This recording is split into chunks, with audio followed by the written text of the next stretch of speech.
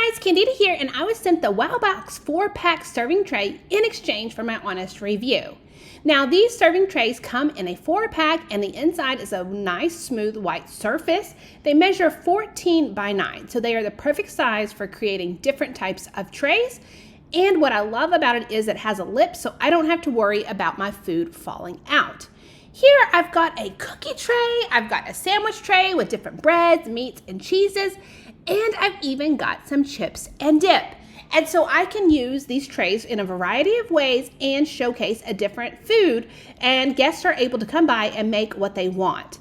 I'm gonna make some steaks, and so I can use this as well for my meal prep. I can put in my seasoning, get my steaks in, and then because of the lip, I'm going to be able to add my seasoning, add some marinade, and not have to worry about the marinade overflowing because it's gonna hold it all in place.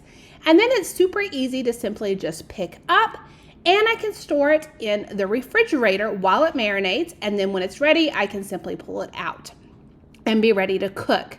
I don't have to worry about dropping it and the trays breaking because it is made of a food grade plastic material that's sturdy, and you can see it doesn't crack.